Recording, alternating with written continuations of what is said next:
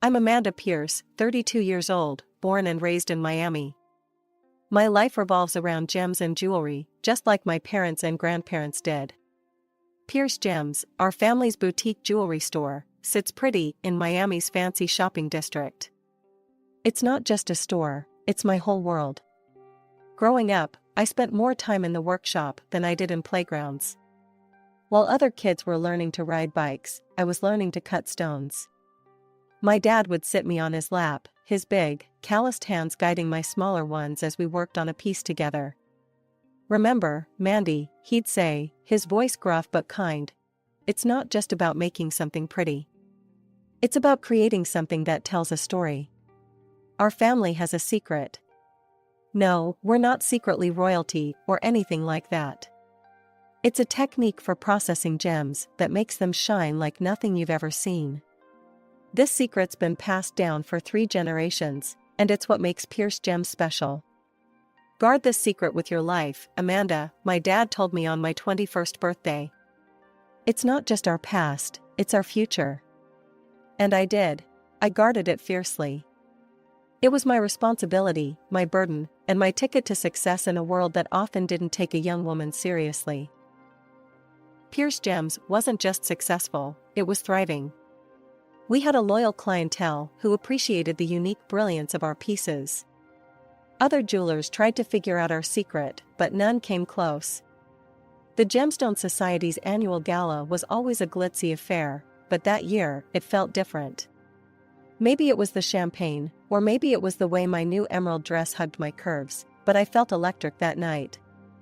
I made my way through the crowd, nodding at familiar faces and exchanging pleasantries. The room was a sea of designer gowns and tailored suits, everyone dripping in jewels that probably cost more than my first car. "Amanda, darling, you look fabulous," gushed Marjorie, one of our regular clients. She grabbed my hands, her eyes zeroing in on the ring I was wearing. "Is this one of your new pieces? It's stunning." I smiled, feeling a surge of pride. "Just finished it last week. It's part of our new Midnight Sky collection." "I simply must have one," Marjorie declared. "I'll stop by the shop next week." As she fluttered off to gossip with her friends, I felt a tap on my shoulder. I turned around and found myself face to face with the most captivating pair of blue eyes I'd ever seen. "Excuse me," said the owner of those eyes, flashing a smile that could melt ice. I couldn't help but overhear. "You're Amanda Pearce, aren't you?" I nodded, suddenly feeling tongue-tied. "That's me. And you are?" "Jason Randfield," he replied, extending his hand. "It's a pleasure to finally meet you. I've heard great things about your work." Randfield. The name hit me like a ton of bricks. The Randfields were jewelry royalty, owners of one of the largest jewelry empires in the country. And here was their heir, talking to me like I was the most interesting person in the room. "The pleasure's all mine," I managed to say, shaking his hand. "I didn't realize the Randfields would be here tonight." Jason laughed, a rich, warm sound that made me feel like we were sharing an inside joke. "We usually skip these events, but I insisted on coming this year. I've been following your work, Amanda. You're making waves in the industry." I felt a blush creep up my cheeks. "That's very kind of you to say." "It's the truth," he said, his eyes twinkling. "In fact, I was hoping we could discuss a potential collaboration. How about dinner next week?" My heart skipped a beat. A collaboration with the Randfields could take Pearce Gems to the next level. But a small voice in the back of my head whispered a warning. The Randfields were our biggest competitors. Could they be trusted? I pushed the thought aside. This was business, nothing more.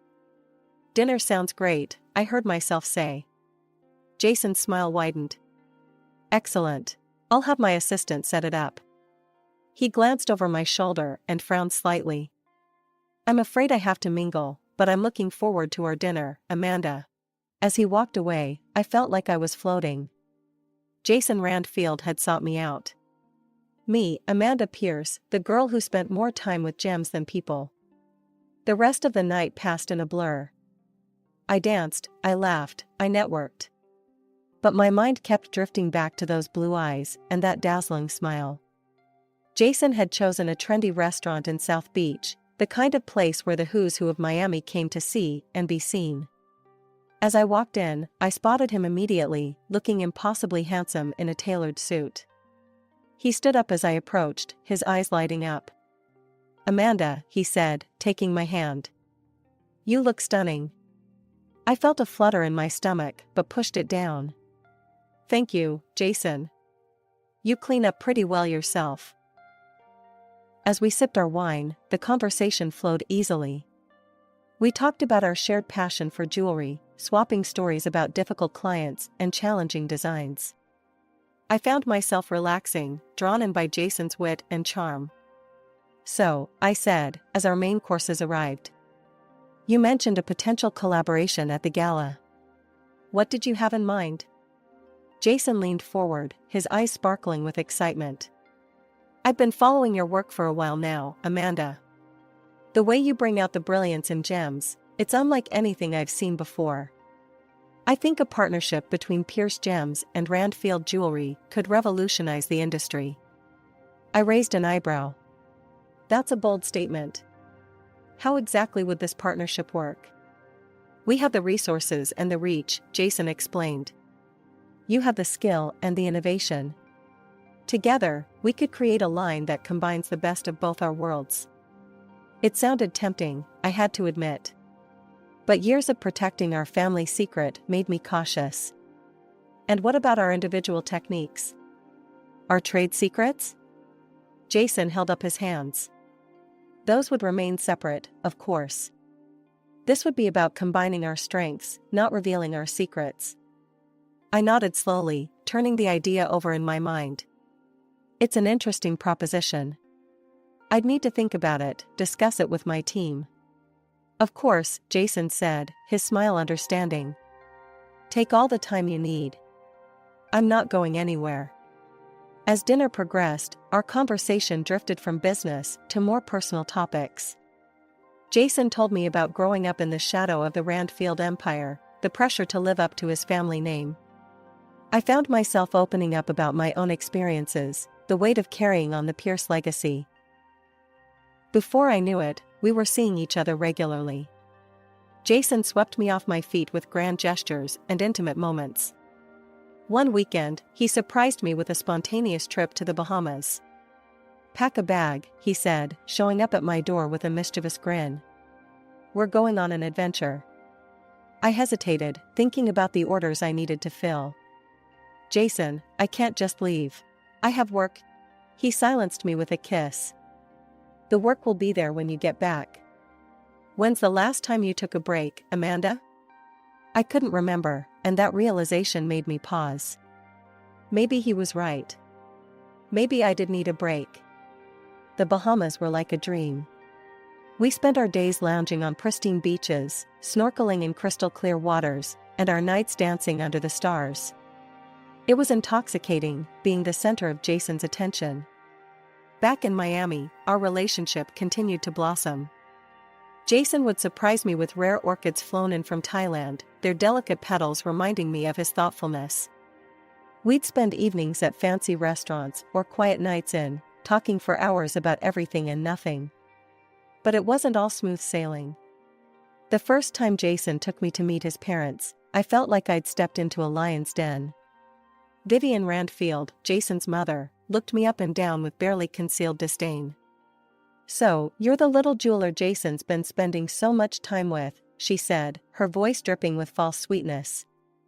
I straightened my spine, meeting her gaze. "That's right. Amanda Pearce of Pearce Gems. It's a pleasure to meet you, Mrs. Randfield." Robert Randfield, Jason's father, was a bit warmer, but I could see the calculation in his eyes. "Pearce Gems," he mused. "You've been making quite a name for yourselves lately. Impressive for such a small operation." The dinner was a minefield of backhanded compliments and thinly veiled insults. At one point, Vivian accidentally spilled her red wine on my dress. "Oh, I'm so sorry," she exclaimed, not sounding sorry at all. I suppose your hands must be too rough from all that manual labor to hold delicate glassware properly. I plastered on a smile even as I seethed inside. No worries, Mrs. Randfield. Accidents happen. Jason squeezed my hand under the table, a silent show of support. Later, as he drove me home, he apologized profusely. I'm so sorry about my parents, he said, his knuckles white on the steering wheel. They can be difficult. I sighed, looking out at the Miami skyline. It's okay. I'm sure they're just protective of you. Jason shook his head. It's not okay. You're important to me, Amanda. They need to accept that. His words warmed my heart, pushing away the lingering chill from his parents' cold reception. As weeks turned into months, I found myself falling harder for Jason. He was everything I'd never known I wanted, charming, worldly, and seemingly head over heels for me. For the first time in my life, I felt truly seen and appreciated for more than just my craft. We'd been dating for about 8 months when he surprised me with a trip to Paris. Pack your bags, darling, he said, his eyes twinkling with excitement. We're off to the city of love. And so I found myself in Paris, strolling hand in hand with Jason along the Seine, marveling at the architecture, and indulging in decadent French cuisine. It was like a dream.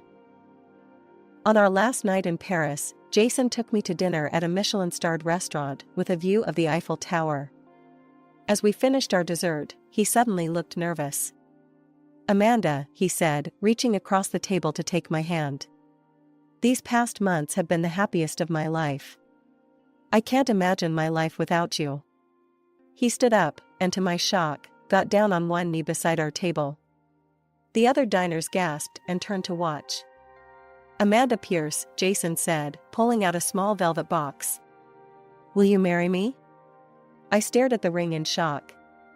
It was beautiful, but a small part of me couldn't help but notice that it paled in comparison to my own creations. I pushed that thought aside, focusing instead on the man kneeling before me, his eyes full of hope and love. Yes, I heard myself say. Yes, I'll marry you. When we returned to Miami, reality came crashing back.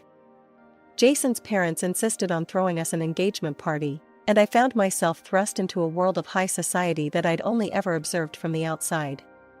The party was a lavish affair at the Randfield mansion. As I circulated among Miami's elite, I couldn't help but feel out of place. These people lived in a different world than I did, a world of old money and ingrained privilege. Vivian Randfield cornered me by the champagne fountain, her smile as sharp as a diamond-tipped saw. Amanda, darling, I must say, we were all quite surprised when Jason announced your engagement. It's not often a Randfield marries outside our social circle.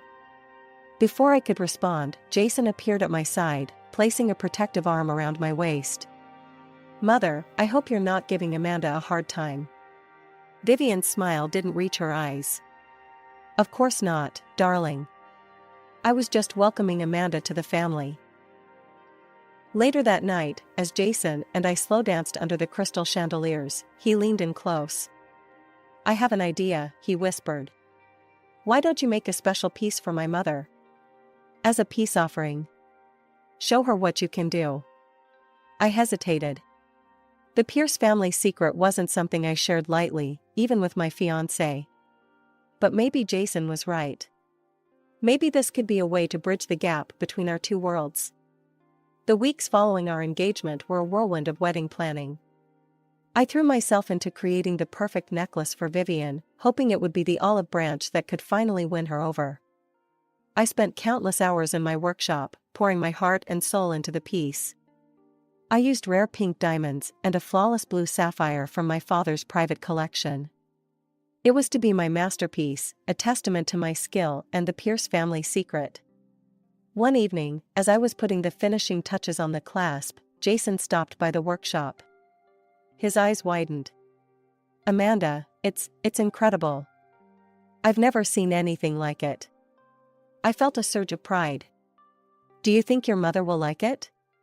Jason nodded, his eyes still fixed on the necklace. She'd be a fool not to. The way it catches the light, it's almost otherworldly. I smiled, pleased with his reaction. That's the Pearce touch. The next week, I was at the Randfield mansion for another wedding planning session. Suddenly, I heard raised voices coming from down the hall. I slipped out of the room and followed the sound of the voices. As I got closer, I could make out what they were saying. "You're being ridiculous, Jason," came Robert's deep voice. "This marriage is a golden opportunity. Don't tell me you're getting cold feet now." "It's not like that," Jason protested. But nothing," Vivian's shrill voice cut in. "You've done well, darling. She's eating out of the palm of your hand. Soon, we'll have everything we need." I edged closer to the partially open door, my heart pounding in my chest. Through the crack, I could see Jason pacing back and forth, sipping wine from a glass. "You should see how eagerly she's making that necklace," he said, and I felt my world tilt on its axis. "She has no idea she's handing over the keys to her entire legacy." Vivian's laugh pierced the air like a knife. "And to think, we almost objected to you marrying that little nobody. I must say, Jason, your acting skills have improved tremendously. She actually believes you love her." I stumbled back, my hand flying to my mouth to stifle a gasp. This couldn't be happening. It had to be a mistake. But Robert's next words shattered any lingering doubt. "Once we have the Pearce secret, we'll corner the market," he said, his voice filled with smug satisfaction. "Who cares if her quaint little shop goes under? It's just business, after all." I felt like I was going to be sick. My vision blurred with unshed tears as the full weight of their betrayal hit me. Jason, the man I thought I loved, the man I had agreed to marry, had been using me all along. The days following my shocking discovery were a blur of emotions and careful planning. On the surface, I played the part of the excited bride-to-be perfectly. I gushed over flower arrangements, fretted about seating charts, and continued work on Vivian's necklace. But inside, I was seething with rage and plotting my revenge. "How's the necklace coming along, darling?" Jason asked one evening, wrapping his arms around me from behind as I worked in my studio. I fought the urge to flinch away from his touch. "Almost done," I replied, forcing a smile. "Your mother is going to love it." Late into the night, after Jason had gone home, I began creating a new collection. Each piece was a work of art, telling the story of betrayal through intricate designs and carefully chosen gems. But jewelry wasn't my only focus. One day, I broke into Jason's home computer and downloaded all the files I could find. I spent hours poring over the Randfield Company documents, looking for any discrepancies or signs of wrongdoing. It was tedious work, but my determination fueled me. One night, as I was going through a stack of financial reports, something caught my eye. The Randfields had been systematically replacing high-quality gems with cheaper alternatives in their jewelry, scamming their customers out of millions. The next challenge was gathering evidence of their plot against me. I bought a small, high-quality recording device and began carrying it with me everywhere. It felt dirty, but I reminded myself that they had started this game. I was just finishing it. As the final week before the wedding arrived, I put the finishing touches on my plan. I had evidence of the Randfields' gem scam, recordings of their plot against me, and a collection that would shock Miami's elite to its core. The morning of the wedding dawned bright and clear, a perfect Miami day. As I arrived at the beachfront venue, my heart was pounding, but my resolve was firm. I clutched my velvet-lined case, containing my new collection and all the evidence I'd gathered, like a lifeline. "Amanda, there you are." Jason's best man, Mark, called out as I entered. "Everyone's been looking for you. Are you ready?" I gave him a tight smile. "More ready than you know." As I was ushered into a private room to wait, I could hear the murmur of guests arriving outside. Miami's elite, all gathered to witness what they thought would be the society wedding of the year. If only they knew. The wedding march began to play, and I started my walk down the aisle. Faces turned to watch me, smiling and expectant. I saw Vivian and Robert in the front row, looking smug and satisfied. Jason waited at the altar, beaming at me. But as I reached the altar, instead of taking Jason's hand, I turned to face the assembled guests. "I'm afraid there won't be a wedding today," I announced, my voice clear and strong. Gasps echoed through the crowd. Jason's face contorted in confusion. "Amanda, what are you doing?" I ignored him, addressing the guests instead. "Instead, I'll be unveiling my newest collection, The Art of Betrayal." With that, I opened my case and began to pull out the pieces one by one, explaining the symbolism behind each one. The snake bracelet, representing deceit. The shattered diamond ring, symbolizing broken trust. The color-changing teardrop earrings, reflecting the shifting nature of lies. As I spoke, I saw understanding and horror dawn on the Randfields' faces. But I wasn't done yet. "And for the grand finale," I said, pulling out Vivian's necklace. "A special commission with a hidden message." I held it up to the light, revealing the word liar spelled out in pink diamonds.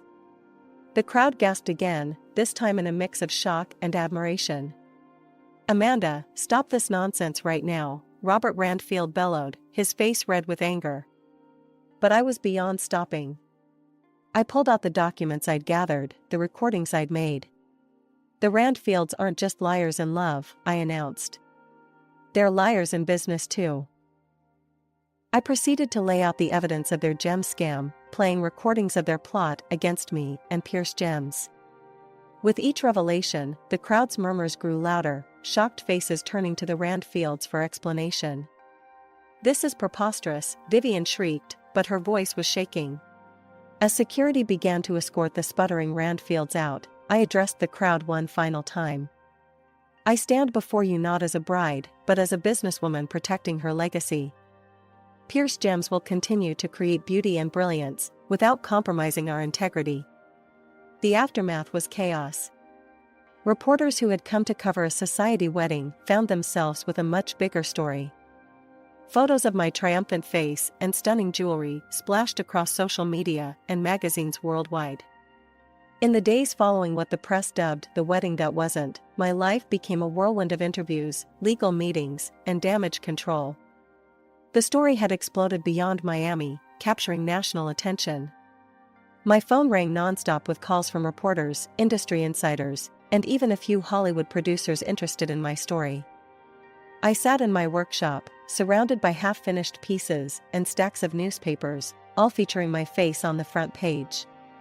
The headlines ranged from "Jewel of Deception," "Heiress Exposes $1 Million Scam," to "Love, Lies, and Luxury, the Pearce Randfield Saga." The Randfield empire crumbled under the weight of the scandal, with multiple lawsuits filed against them. My best friend and now lawyer, Sarah, burst through the door, her arms full of more newspapers and legal documents. "Amanda," she said, dropping everything on my workbench. "We need to talk strategy. The press is having a field day, and we've got at least a dozen interview requests." Over the next few weeks, I carefully chose which interviews to give. I spoke about the importance of transparency in the jewelry business, the need for stricter regulations, and my vision for a more ethical industry. As the weeks turned into months, the media frenzy began to die down, but my resolve only grew stronger. I channeled my energy into Pearce Gems, pushing myself to create more innovative designs while maintaining our commitment to ethical sourcing. One evening, as I was locking up the shop, a woman approached me. She looked familiar, but I couldn't place her. "Ms. Pearce," she said hesitantly. "I'm sorry to bother you, but I wanted to thank you." I tilted my head, confused. "Thank me? For what?" She smiled sadly. "I bought a Randfield piece for my 25th wedding anniversary. After your exposé, I had it appraised. Turns out, the stone wasn't nearly what they claimed it was. Thanks to you, I was able to get my money back." I felt a lump form in my throat. "I'm glad I could help." As she walked away, I realized that my actions had affected real people, not just faceless consumers. The scandal that had nearly destroyed me had instead become the catalyst for positive change. And I, Amanda Pearce, was just getting started.